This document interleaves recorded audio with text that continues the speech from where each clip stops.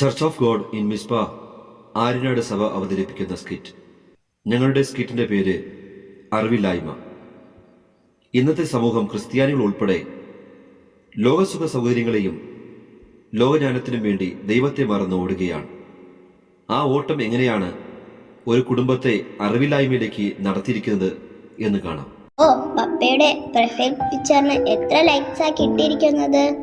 എടി നിയമോളെ, അതവിടെ വച്ചിട്ട് ചെന്നിരുന്ന് പഠിക്കാൻ നോക്ക്. പരീക്ഷ എന്നാണെന്ന് അറിയാമോ? ഒരു മാസം കഴിഞ്ഞ് സ്കൂൾ ഫൈനൽ എക്സാമാ. ഇതുവരെ സെക്കൻഡ് റിവിഷൻ കംപ്ലീറ്റ് ആയില്ല. കഴിഞ്ഞ പ്രാവശ്യത്തെ പോലെ മാർക്ക് കുറഞ്ഞു പോയാൽ എങ്ങനെയാ ഞാൻ മറ്റുള്ളവരുടെ മുഖത്ത് നോക്കുന്നേ? മമ്മി, ഇന്ന് സൺഡേ സ്കൂൾ എക്സാമാ.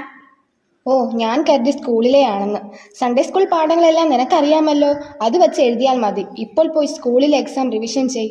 മമ്മി, റിവിഷൻ കഴിഞ്ഞു. ഇനി സൺഡേ സ്കൂൾ എക്സാമിന് പഠിപ്പിക്കൂ. അതെ, മോൾക്ക് അറിയാവുന്നത് വെച്ച് എഴുതിയാൽ മതി. ഇപ്പോഴാ പണിയൊക്കെ ഒന്ന് ഒതുക്കിയത്. മമ്മി ഇത്തിരി ഒന്ന് വിശ്രമിച്ച് TV ഒക്കെ ഒന്ന് കാണട്ടെ. സംശയമുള്ളത് ചോദിച്ചോ. കിഴക്കു നിന്നും വന്ന വിദ്വാൻമാർ യേശുവിനെ കണ്ട് നമസ്കരിച്ച് കാഴ്ചകൾ അർപ്പിച്ചു. ഈ കാഴ്ചകൾ എന്ന് പറഞ്ഞാൽ എന്താ മമ്മി? ഈ കാഴ്ച എന്ന് പറയുന്നത് ഗിഫ്റ്റ്. അതെ, മോളുടെ അനുജത്തി ഉണ്ടായപ്പോൾ കാണാൻ വന്നവർ ഓരോരോ ഗിഫ്റ്റൊക്കെ കൊണ്ടുവന്നില്ലേ, അത് തന്നെയാ. മോൾ ബാക്കി പഠിച്ചോ. യേശുവിനെ സ്നാനപ്പെടുത്തിയത് ആര്? അതാരാ മമ്മി? ഓ, അത് പത്രോസ് ആണെന്ന് തോന്നുന്നു. യേശു ജനിച്ചത് എവിടെ? അതെവിടെയാ പപ്പ? അത് ആ സുറയിലാണെന്ന് തോന്നുന്നു. നീ ഒന്ന് ഗൂഗിൾ സെർച്ച് ചെയ്ത് നോക്ക്. അയ്യോ, സൺഡേ സ്കൂൾ വണ്ടി വരായി. എക്സാം അല്ലേ, ഒന്ന് വേദപുസ്തകം വായിച്ച് പ്രാർത്ഥിച്ചിട്ട് പോ. ആ ഒരു സങ്കീർത്തനം എടുത്ത് വായിക്ക്. യഹോവ എന്റെ ഇടയനാന്ന് എനിക്ക് മുട്ടുണ്ട. അയ്യോ, ഇതിന്റെ ചാർജ് തീർന്നു പോയി. ബാക്കി ഓർമ്മയില്ലേ? പപ്പ, ഒന്ന് ഓർത്തു പറ. അത് മോളെ, വണ്ടി വരാറായി. പ്രാർത്ഥിച്ചോണ്ട് പോയിക്കോ, താമസിക്കണ്ട. മകൾ പരീക്ഷയ്ക്ക് പോകുന്നു. കുറച്ചു സമയം കഴിഞ്ഞ്. എടി, സമയം എത്രയായി? സൺഡേ സ്കൂൾ പരീക്ഷ കഴിഞ്ഞ് അവളിങ്ങ് എത്തിയില്ലല്ലോ. ഓ, വരാറായതേ ഉള്ളൂ. എത്തിയെന്ന് തോന്നുന്നു. മകൾ വരുന്നു. മോൾ സൺഡേ സ്കൂൾ എക്സാമിൽ എല്ലാം എഴുതിയോ? എഴുതി മമ്മി. എന്തൊക്കെയായിരുന്നു ചോദിച്ചത്? യേശു ജനിച്ചത് ചോദിച്ചു, യേശു പള്ളിയിൽ പോയ കാര്യങ്ങൾ ചോദിച്ചു, യേശുവിന്റെ സ്നാനവും അത്ഭുതങ്ങളും ഒക്കെ ചോദിച്ചു. എല്ലാം മോൾ പഠിച്ചതായിരുന്നല്ലോ. അതെ മമ്മി, ഞാൻ എല്ലാം എഴുതി. ഫസ്റ്റ് കിട്ടുമോ അതോ ഈ പ്രാവശ്യവും വല്ലവരും കൊണ്ടുപോകുമോ? ഞാൻ എല്ലാം എഴുതി മമ്മി. ആ, പോയിരുന്ന് സ്കൂളിലെ റിവിഷൻ ചെയ്. പാസ്റ്റർ വരുന്നു. ഇപ്പോൾ പ്രയറും കണക്കാന്നേ. ബോറിങ്. ആരാധന ഒന്നും പോരാ. പ്രസംഗത്തിൽ പുതിയ പോയിന്റും ഇല്ല. ഇപ്പോൾ ആഴ്ച 3 ദിവസം മീറ്റിംഗ്, അതും വല്ലാതെ കൂടുതലാ. അതും 2-3 മണിക്കൂർ ഇരുന്നിരുന്ന് മടുക്കും. ഷോർട്ട് ആൻഡ് സ്വീറ്റ്, അതാണ് വേണ്ടത്. ഇപ്പോഴൊക്കെ എത്ര നല്ല പോയിന്റുള്ള പ്രസംഗങ്ങൾ ഇന്റർനെറ്റിലും ടിവിയിലും കിട്ടും. ടൈം ഈസ് മണി എന്നല്ലേ. അത് പോട്ടെ, സൺഡേ സ്കൂൾ റിസൾട്ടൊക്കെ വന്നല്ലോ. ആ രാജുവിന്റെ മോന് ഫസ്റ്റ് ഉണ്ടല്ലോ. നിങ്ങളുടെ നിയമോൾ പരീക്ഷ എഴുതിയില്ലേ?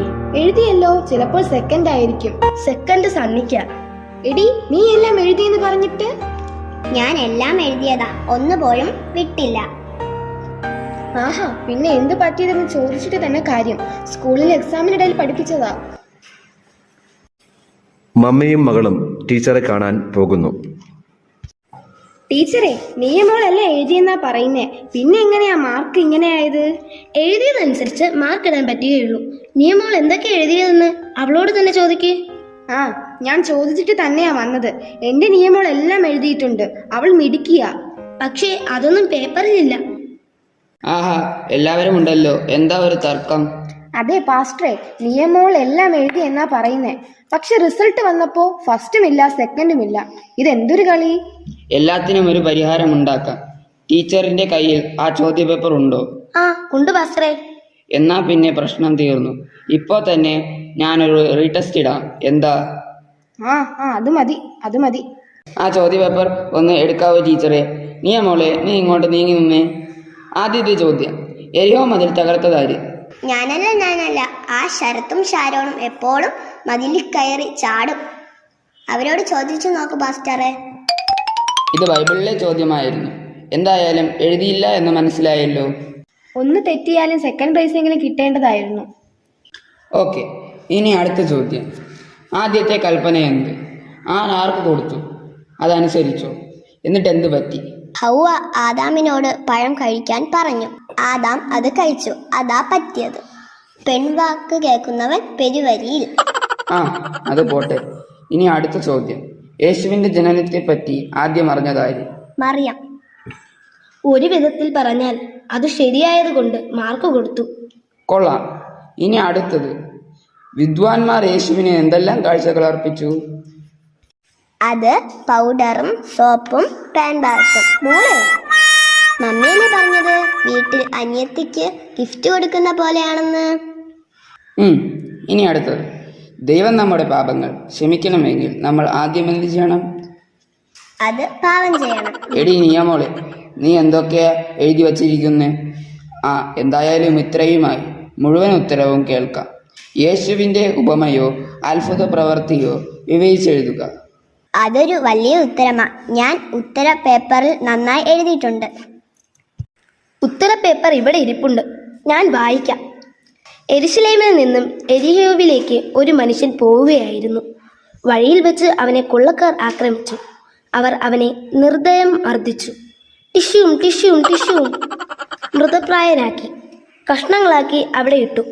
ചിലത് നല്ല നിലത്ത് വീണു, ചിലത് മുള്ളിനിടയിൽ വീണു, ചിലത് പാറപ്പുറത്ത് വീണു, ചിലത് കിളികൾ കൊത്തിക്കൊണ്ടുപോയി. ശേഷിച്ച് 12 കുട്ട നിറച്ചെടുത്തു. അതിൽ ഒരു കുട്ട യൂദ കൊണ്ടുപോയി. ദേവാലയത്തിൽ കാളകളെയും ആടുകളെയും വിൽക്കുന്നവർക്ക് 30 വെള്ളിക്കാശിന് വിറ്റുകളഞ്ഞു. എന്തായാലും നല്ല ഉത്തരങ്ങൾ തന്നെ. ഇനി ബാക്കി കൂടെ വായിക്കുന്നു. വേണ്ട, മതിയായി. എല്ലാം എഴുതിയെന്ന് പറഞ്ഞപ്പോൾ ഇത്രയും പ്രതീക്ഷിച്ചില്ല. ബാലൻ നടക്കേണ്ടുന്ന വഴിയിൽ അവനെ അഭ്യസിപ്പിക്കുക. കുഞ്ഞുങ്ങളോടുള്ള നമ്മുടെ ഉത്തരവാദിത്തങ്ങൾ മറക്കാതിരിക്കുക.